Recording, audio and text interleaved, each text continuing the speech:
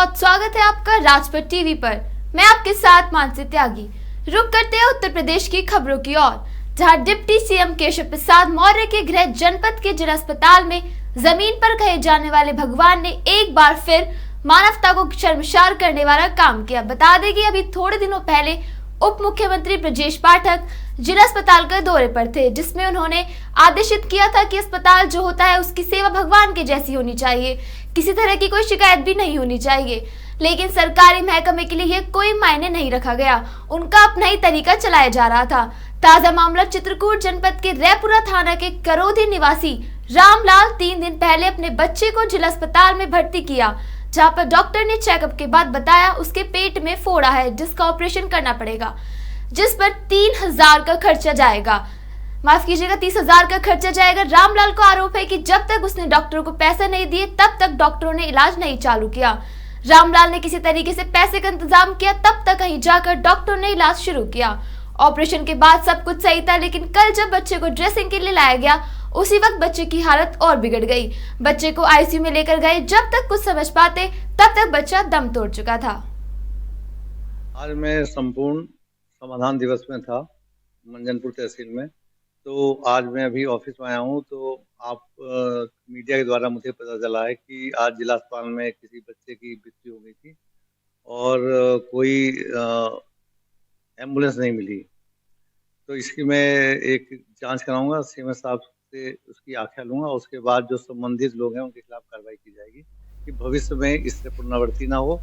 जो हमारे जनता है, जन समुदाय है, उसको जितनी स्वास्थ्य सेवाएं हैं जो सरकार ने निर्धारित की हैं उन सबको उनको उपलब्ध हो, और इस संबंध में संबंधित खिलाफ मेरे द्वारा कार्रवाई की जाएगी।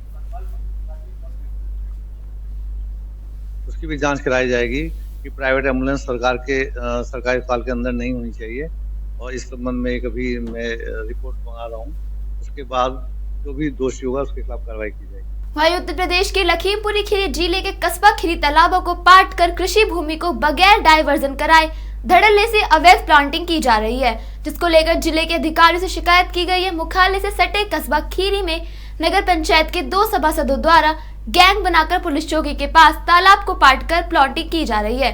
कस्बे के रेलवे स्टेशन के आसपास भी बगैर डायवर्जन के कराई जा रही है ये प्लॉटिंग।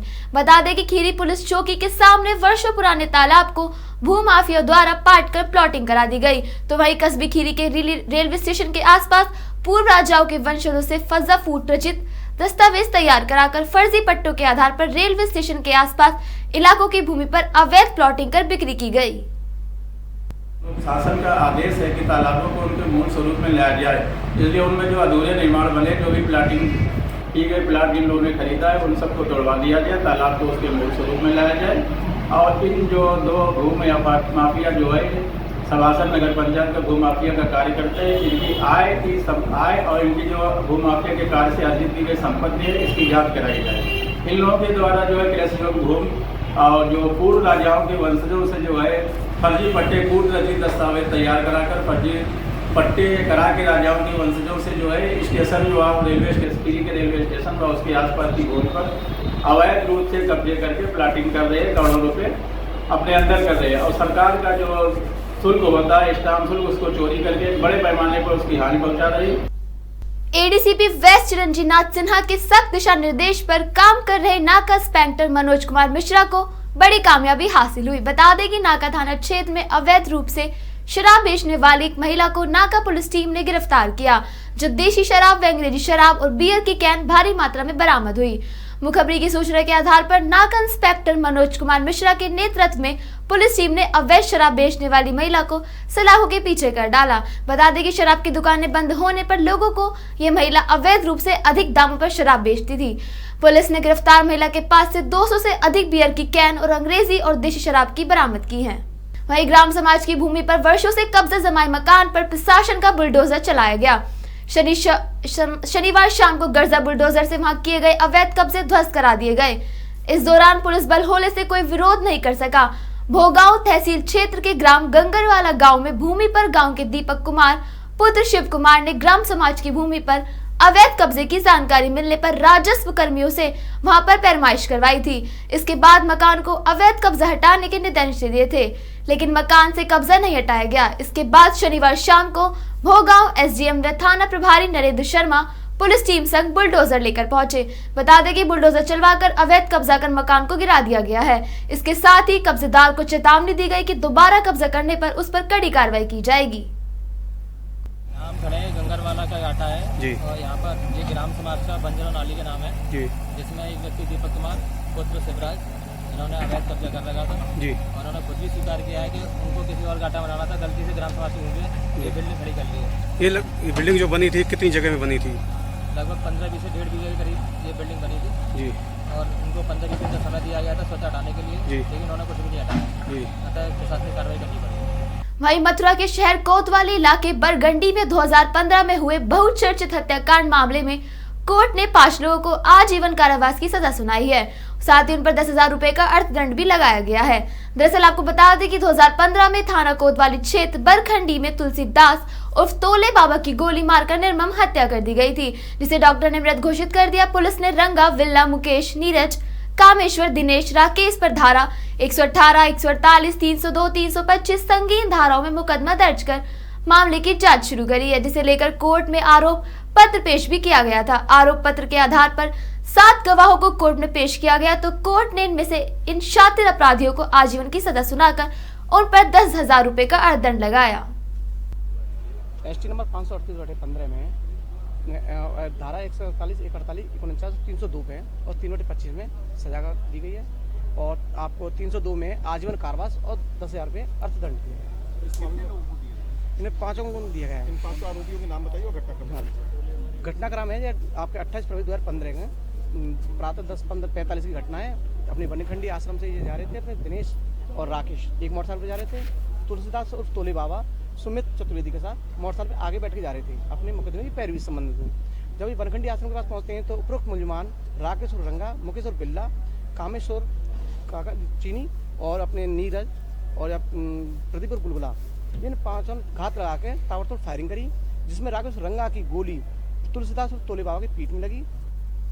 वहीं मथुरा बलदेव विकास और एसओजी प्रभारी ने मुठभेड़ में 2 बदमाशों को गिरफ्तार किया है, जिसमें 3 मोबाइल, 2 तमंचे और मोटरसाइकिल बरामद की। बता दें कि 13 जुलाई को बलदेव क्षेत्र के गांव सहित रहने वाले दंपति बलदेव में 2 बाइक सवार बदमाशों ने लूट की थी, जिसमें दंपति के हल न करने पर आसपास के खेतों में काम कर रहे ग्रामीण द्वारा बदमाशों की तरफ जब दौड़ लगा दी तो बदमाशों ने ग्रामीण पर फायरिंग करना शुरू कर दिया, जिसमें कप्तान नामक ग्रामीण घायल हो गया। बदमाश फायरिंग करते हुए भाग गए। पुलिस ने मौके पर पहुंचकर जांच शुरू कर दी है। वहीं रात मुखबिर की सूचना पर यमुना एक्सप्रेसवे के कासिमपुर पर बदमाशों द्वारा लूट की योजना बनाते हुए पुलिस ने उन्हें घेर लिया, जिसमें बदमाशों ने पुलिस पर फायरिंग शुरू कर दी। जवाबी फायरिंग में पुलिस ने जिम्मी नामक बदमाश को घायल कर दिया और घनश्याम को पकड़ लिया। एसपी सिटी मार्तंड प्रकाश सिंह ने बताया कि जिम्मी पर 16 मुकदमे दर्ज है, वहीं घनश्याम भी कई मुकदमों से वांछित है। अभियुक्तों से 2 क्विंटल 800 रुपए जो दंपति से लूटे गए थे वे बरामद कर लिए गए हैं। वहीं बदमाशों से लूट में शामिल बुलेट, मोटर बाइसाइकिल, 2 तमंचे, 3 मोबाइल बरामद किए गए हैं। गौतम जो अपनी वाइफ के साथ मोटरसाइकिल से जा रहे थे, इनको 2 अज्ञात बदमाशों द्वारा जो बुलेट से थे रोका गया और इनके साथ लूटपाट की गई, जिसमें इनके वाइफ के कुंडल और 800 रुपये बदमाशों द्वारा छीन लिए गए थे। वहाँ खेत में काम कर रहे लोगों द्वारा हल्ला किया गया और इस हल्ला में गांव के लोग बदमाशों का घेराव किए। इस घेराव में जब वो अपने को घिरता देखे तो उन्होंने फायरिंग की और जिससे गांव के ही कप्तान सिंह के हाथ में गोली लगी थी। इस घटना के अनावरण के लिए वरिष्ठ पुलिस अधीक्षक मथुरा द्वारा कई टीमों को लगाया गया था, जिसमें सर्विलांस, एसओजी और बलदेव की टीमें काम कर रही थी। आज रात मुखबिर की सूचना पर कि बदमाशों का मूवमेंट हो रहा है। वहीं अगली खबर इलाहाबाद से आ रही है, जहां हाई कोर्ट के निकट महाधिवक्ता भवन में आग लग गई। महाधिवक्ता भवन की 7वीं और 8वीं मंजिल में अचानक से आग लग गई। बता दें कि फायर ब्रिगेड कर्मी आग बुझाने का प्रयास कर रहे थे, उसी में आग बुझाने के प्रयास में फायर ब्रिगेड के 2 कर्मियों के हाथ भी झुलस गए। प्रशासन में पुलिस के तमाम अधिकारी मौके पर पहुंचे। गौरतलब है कि इलाहाबाद हाई कोर्ट के निकट कार्यालय महाधिवक्ता उप प्रदेश उच्च न्यायालय इलाहाबाद स्थित है। महाधिवक्ता भवन है का नाम बाबा साहेब डॉक्टर भीमराव अंबेडकर भवन है। रविवार की सुबह उधर से जा रहे कुछ लोगों ने महाधिवक्ता भवन की 7वीं और 8वीं मंजिल से धुआं निकलते देखा तो उन्हें तुरंत ही फायर ब्रिगेड को कॉल किया। कुछ ही देर में वहां पुलिस पहुंची और इलाके और इलाके को चारों ओर से घेर लिया। एडवोकेट जनरल साहब की ऑफिस की बिल्डिंग है, डॉक्टर भीमराव अम्बेडकर भवन। इसमें अर्ली मॉर्निंग लगभग 5:30 बजे आग की सूचना मिली। प्राप्त सूचना पे तत्काल जो जनपद की फायर की टीम है यहाँ मौके पे पहुँच गई। सभी फायर टेंडर्स यहाँ बुला लिए गए। साथ ही साथ आसपास के जनपदों जैसे कौशाम्बी और प्रतापगढ़ से भी फायर टेंडर बुलाए गए और स्थानीय आर्मी और एयरफोर्स के भी फायर टेंडर्स जो है इसमें लगे हुए हैं। इसके अलावा पावर प्लांट का फायर टेंडर इसमें लगा हुआ। 15 फायर टेंडर्स यहाँ पे ऑलरेडी काम कर रहे हैं। सफिशिएंट फायर टेंडर्स हैं यहाँ पे। वहीं उत्तर प्रदेश के जनपद शाहजहांपुर स्थित जिला कारागार में आजादी का अमृत महोत्सव के अंतर्गत महिला सशक्तिकरण शक्ति वन योजना द्वारा वृहद वृक्षारोपण अभियान का शुभारंभ हुआ।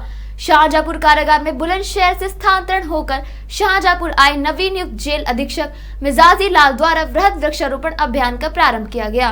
वहीं आजादी की 75वीं वर्षगांठ पर 75 विभिन्न प्रकार के फलदार व औषधीय पौधे मानवाधिकार संगठन की महिला शाखा की पदाधिकारियों द्वारा कारागार को भेंट किए गए तथा स्वयं भी फावड़े व खुरपियों से गड्ढे खोदकर पौधारोपण किया। साथ ही बंदियों द्वारा भी पौधारोपण कर समाज को पर्यावरण संरक्षण का संदेश दिया गया। बता दें कि पर्यावरण की सुरक्षा व मानव जीवन के लिए पर्याप्त ऑक्सीजन की उपलब्धता पौधारोपण द्वारा ही संभव है। SPS आनंद जिंदगी गुजारने के लिए वृक्ष ही हमें प्राणवायु ऑक्सीजन प्रदान करते हैं। आज़ादी का अमृत महोत्सव योजना के तहत जिला कारागार में सघन पौधारोपण कार्यक्रम प्रारंभ किया गया, जिसका शुभारंभ पुलिस अधीक्षक शाहजहांपुर डॉक्टर S आनंद और अपर जिला मजिस्ट्रेट प्रशासन श्री राम सेवक द्विवेदी के करकमलों द्वारा पौधारोपण कर शुभारंभ किया गया। मानवाधिकार संगठन की महिला शाखा के पदाधिकारियों द्वारा कारागार को विभिन्न प्रकार के फलदार और औषधीय पौधे भेंट किए गए तथा कारागार में उनके द्वारा अथक परिश्रम कर विभिन्न प्रकार के पौधों का रोपण भी किया गया। ऐसी तमाम बड़ी खबरों के लिए देखते रहिए राजपथ टीवी, सबसे पहले भारत।